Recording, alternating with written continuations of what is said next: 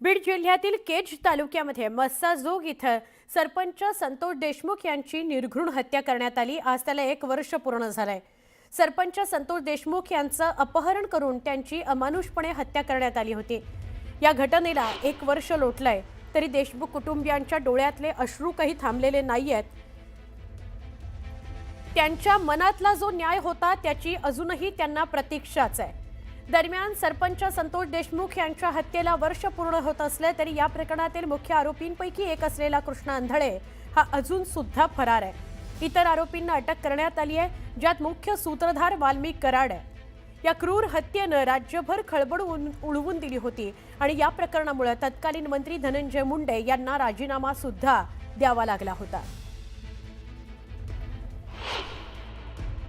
हे समोरचे जे आरोपी आहेत ते गडगंज संपत्तीवाले आहेत। नको तेवढा पैसा ह्या लोकांनी कमावलेला आहे, म्हणून 35 वकिलांची फौज लावणे, त्याच्यामध्ये कोर्टाची दरवेळा दिशाभूल करणे आणि माफीनामासारखा किंवा आम्हाला या ठिकाणी जामीन द्या अशा पद्धतीने वेगवेगळ्या कृत्या त्याच्यामध्ये लढवल्या जात आहेत। परंतु पाठीमागच्या तारखेला आणि आता उद्याच्याला पण तारीख आहे, मागच्या तारखेला जे आहे ते कोर्टाने स्पष्टपणे सांगितलेलं आहे की मी याच्यामध्ये चार्ज फ्रेमला जातो।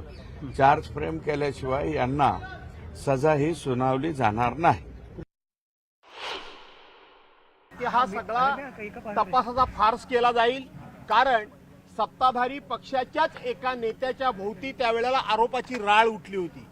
सत्ताधारी पक्षातल्याच मंत्र्याला याच प्रकरणामध्ये एकदा राजीनामा द्यावा लागला होता आणि ज्या वेळेला सत्ताधारी पक्षाच्या मंत्र्यांना राजीनामा देऊन त्यांच्या भोवती संशयाचं धुकं आणि संशय निर्माण झाला होता, त्याच दिवशी संतोष देशमुखांना न्याय मिळणार नाही, नैसर्गिक न्याय होणार नाही, सत्तेच्या दबावाखाली जे खुनी आहेत ते सुटतील हे आम्ही तेव्हाच सांगितलं होतं आणि म्हणून अजून कृष्णा आंधळे नावाचा आरोपी सुद्धा सापडलेला नाही।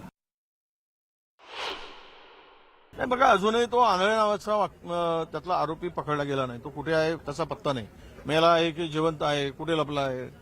मला वाटतं की सगळं जे सगळा प्रकार आहे हा यातून आरोपींना वाचवण्यासाठी, मुख्य आरोपींना आकाला वाचवण्याचा हा सगळा प्रकार तर नाही ना, अशी शंका आहे।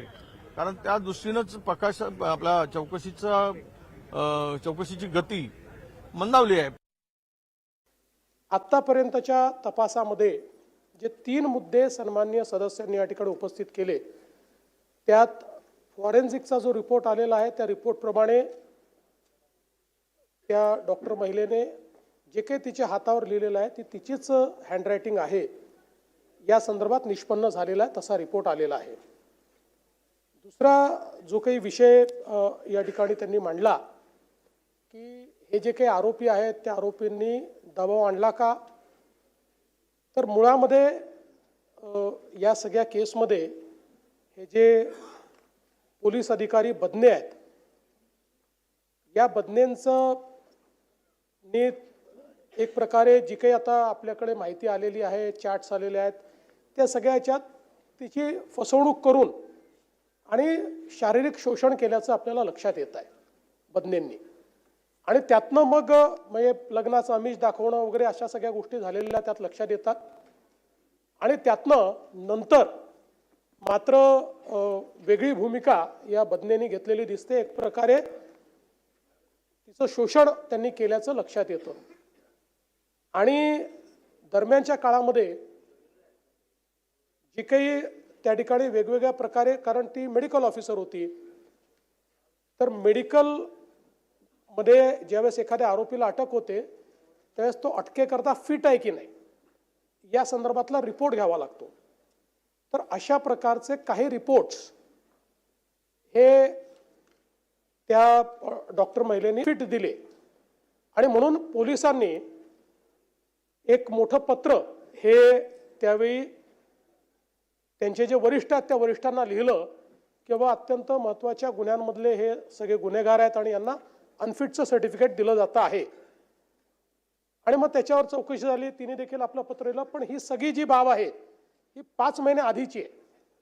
आत्ता जे काही सुसाईड आपल्याला त्या ठिकाणी दिसत आहे त्यामध्ये एकीकडे बदनेनी केलेली फसवणूक आहे आणि दुसरीकडे त्या सगळ्या परिस्थितीचा फायदा घेऊन जो दुसरा आरोपी आहे त्या आरोपीनेही एक प्रकारे तिची फसवणूक केलेली आहे आणि म्हणून त्या दोघांचं नाव लिहून त्या ठिकाणी या महिलेने ही आत्महत्या केलेली आहे. यामध्ये आत्तापर्यंतचे जे काही रिपोर्ट्स आहेत त्या दोन गोष्टी फॉरेन्सिकच्या रिपोर्ट्समध्ये क्लिअर झालेल्या आहेत. पहिलं की गळफास लावून म्हणजे स्ट्रँग्युलेशन नाही आहे, गळफास लावून या ठिकाणी केलेली हा मृत्यू आहे. आणि दुसरं हातावर जे काही लिहिलेलं आहे ते अक्षरं त्या महिलेचेच आहेत. अशा पद्धतीनं या दोन गोष्टी आत्तापर्यंत तपासामध्ये आलेल्या आहेत.